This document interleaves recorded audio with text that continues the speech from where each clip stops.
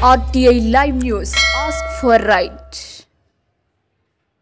జనగామ జిల్లా కేంద్రంలోని ప్రభుత్వ అతిథి గృహంలో మార్చి 10వ తేదీ సోమవారం తెలంగాణ రజక రిజర్వేషన్ సమితి జిల్లా అధ్యక్షులు ఏదునూరి నరేష్ అధ్యక్షతన ఏర్పాటు చేసిన జిల్లా ముఖ్య నాయకుల సమావేశానికి రాష్ట్ర అధ్యక్షులు గోపి రజక ముఖ్య అతిథిగా హాజరై మాట్లాడుతూ జిల్లా ముఖ్య నాయకుల సమావేశానికి రాష్ట్ర ఉపాధ్యక్షులు ఏదునూరి వీరన్న, రాష్ట్ర కళామండలి ప్రధాన కార్యదర్శి యామంకి యుగేందర్, రాష్ట్ర కార్యవర్గ సభ్యులు ఉల్లంగల యాదగిరి, కీర్తి శేషులు సామరాజురావి భార్య సామరాజుదేవ్య, జిల్లా గౌరవ అధ్యక్షులు రాపర్తి యాకన్న, జిల్లా మహిళా అధ్యక్షురాలు కాసర్ల యాకలక్ష్మి, జిల్లా ప్రధాన కార్యదర్శి కొలిపాక రాములు, జిల్లా యూత్ అధ్యక్షులు ఓరుగంటి రాజు, జిల్లా సీనియర్ నాయకులు కొలిపాక నరసింహులు, జిల్లా ఉపాధ్యక్షులు మేడిపల్లి వెంకటేశ్వర్లు, జిల్లా కార్యదర్శి ఉలంగల రాజు, జిల్లా కార్యవర్గ సభ్యులు పాషం పాపయ్య తదితరులు పాల్గొన్నారు.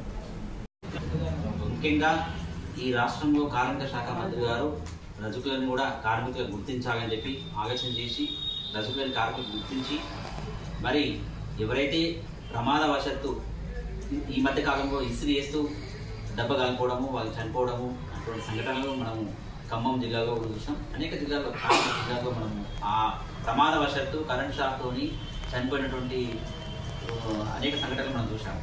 కాబట్టి ఇలాంటి చనిపోయిన వారికి జీవిత బీమా కింద మరి ఎక్స్గ్రేషన్ కింద 10 లక్షలు ఇవ్వాలి. మా గౌడన్నలకి ఏ విధంగా అయితే చెట్టింపు కింద పడి చనిపోతున్నారో వారికి ఇస్తున్నారు.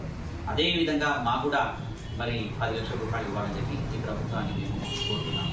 అంతేకాకుండా మరి మా బిడ్డలు ఉదయం 8 గంటల నుంచి రాత్రి 8 గంటల వరకు మా అక్కలు, మా చెల్లెళ్ళు, మా అమ్మలు మరి అనేకమైనటువంటి ఇబ్బందులను ఓడ్చుకొని చెరువులో దాదాపుగా ఉదయం 8 గంటల నుండి రాత్రి 8 గంటల వరకు 12 గంటలు పనిచేస్తున్నటువంటి మరి సంఘటనలు మనం చూస్తున్నాం.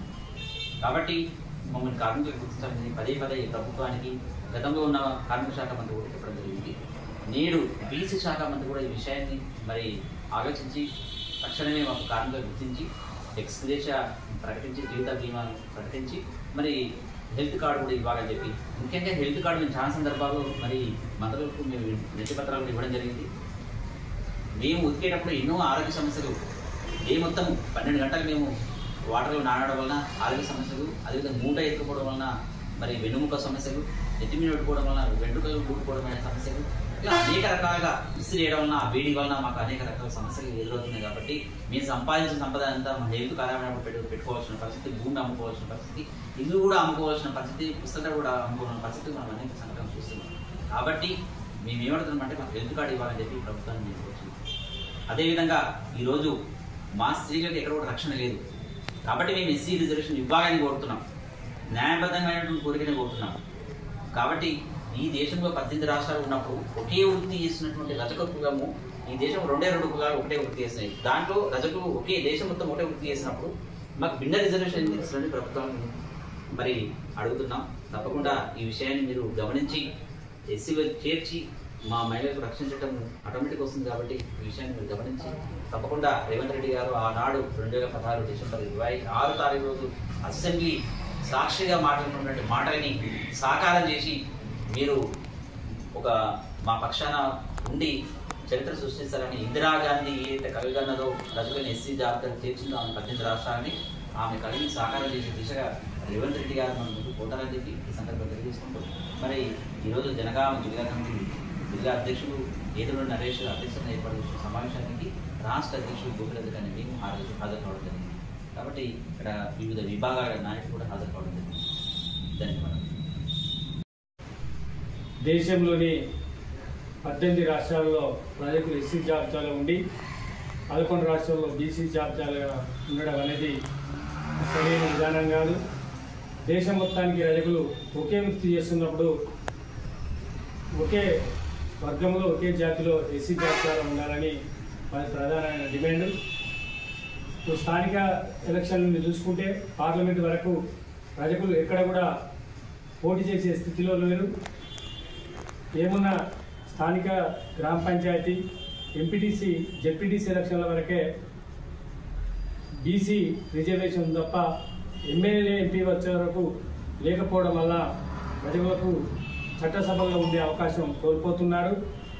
దేశంలో ఇప్పటికైనా ఎస్సీ జాబితా చేర్చే వరకు ప్రభుత్వాలు ఇప్పటికైనా బీసీఏలో 7% మనకు ఉన్నది. ఆ కులాలే ఎమ్మెల్యే స్థానంలో ఎంపీ స్థానంలో పోటీ చేస్తూ చట్ట సవరణ తక్షణమే చేయాలని మా ప్రధానమైన డిమాండ్. దానికంటే ముందుగా రేపున ఎస్సీ జాబితాలో చేర్చినట్లయితే మేము రాజకీయంగా ఎదుగుతామని, అదేవిధంగా ఉన్న టీఆర్ఎస్ ప్రభుత్వం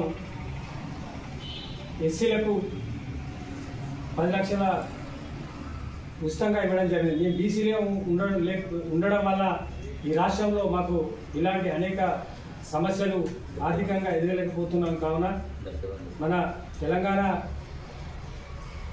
రాష్ట్రంలో ఉమ్మడి ఆంధ్రప్రదేశ్లో కూడా వెంబడే రైతులను ఎస్సీ జాబితాలో చేర్చి రాజకీయంగా ఎదగడానికి మాకు ప్రోత్సాహం అందించాలని ఈ పత్రికా ప్రకటన ద్వారా తెలియపడుతుంది. గత ప్రభుత్వము బీఆర్ఎస్ ప్రభుత్వంలో మనకు ఉత్సాహం ఇచ్చింది. కాకపోతే ఇప్పుడు వచ్చిన ప్రభుత్వం కాంగ్రెస్ ప్రభుత్వం వచ్చిన కాంచెలు బిల్లులు వస్తున్నాయి. దాని మీద మనం కొట్లాడేది ఏంటంటే మనకు ప్రభుత్వం గత ప్రభుత్వం ఇచ్చింది, ఈ ప్రభుత్వం ఇంతవరకు అమలు చేస్తలేదు. దాని మీద కొన్ని గ్రామాలలో ఏం చేస్తున్నారంటే కట్ చేస్తున్నారు, కొన్ని గ్రామాలలో ఏం చేస్తున్నారంటే బిల్లు కట్టడం మేము అది చేస్తాం లేకపోతే తీసేస్తామని కొన్ని అవుతుంది. అట్లా కాకుండా ఇప్పుడు ఈ ప్రభుత్వం కూడా గత ప్రభుత్వం గుర్తించినట్టు మన రజకులను గుర్తించి మా మీద దయగలిచి కరెంటు బిల్లు మాఫీ చేయాలి. ఒక రజకునికి ఇండివిజువల్గా మనకు ఒకటి లోన్స్ అనేదిగా లేదా షాప్ మీద వాళ్ళకి ఏదైనా రక్షణగా లోన్స్ ఇవ్వడం అట్లా చేయడం జరగాలి. మొత్తం మహిళలకు కొద్దిగా రక్షణ చేయడం అనేది ఒకటి మనకు తక్షణమే అమలు చేయాలని